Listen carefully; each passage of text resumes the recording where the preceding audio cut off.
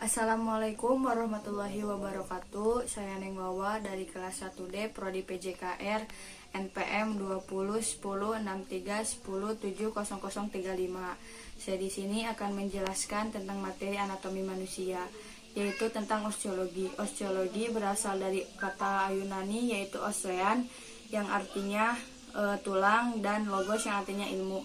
Jadi osteologi adalah ilmu yang mempelajari tentang tulang. Dalam mempelajari ilmu tulang, seringkali ada istilah-istilah seperti skeleton yang artinya dalam bahasa Latin yaitu kerangka. Kerangka manusia adalah kerangka yang tersusun dari tulang dan sedikit tulang rawan. Kerangka tulang dewasa tersusun dari 206 buah tulang, yang tulangnya ada yang saling berhubungan dan tidak terhubung, diperkuat dengan ikat, rawan, dan otot. Fungsi kerangka terdiri dari 6. Yang pertama, sebagai penunjang dan pembentuk tubuh. Kedua, pelindung organ-organ vital atau lever. Ketiga, alat gerak pasif dan alat pengungkit. Keempat, tempat bertambatnya otot. Kelima, tempat persediaan zat kapur dan garam-garam. Keenam, tempat persediaan sel-sel darah. Klasifikasi tulang berdasarkan bentuknya terbagi menjadi 4. Pertama, tulang panjang. Kedua, tulang pendek. Ketiga, tulang pipi. Dan keempat, tulang tak beraturan bentuknya. Tulang panjang atau long bone biasanya terdiri dari gandar yang panjang. Di dalam terdapat di dua ujung gandar yaitu lubang yang berisi saluran tulang padat. Nah, di dalam gandar itu biasanya berisi saluran sumsum. Di bagian tulang besar biasanya lebih besar dibandingkan gandarnya. Fungsi dari tulang panjang yaitu sebagai penunjang dan alat gerak. Contoh dari tulang panjang yaitu tulang lengan bagian atas atau pangkal lengan. Yang kedua yaitu tulang pendek atau short bone.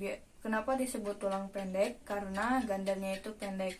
Biasanya tulang pendek terdapat banyak di bagian tangan dan kaki. Contoh dari tulang pendek yaitu tulang-tulang tapak tangan dan tulang-tulang tapak kaki atau jari-jari di tangan. Ketiga yaitu tulang pipih atau flat bone. Tulang pipih atau ceper biasanya disusun oleh tulang 2 atau lebih dari tulang padat datar yang dipisahkan oleh karang bunga. Biasanya tulang pipih dan tulang lainnya dikelompokkan sebagai tulang rongga, misalnya rongga kepala yaitu rongga otak, rongga dada yaitu rongga dada.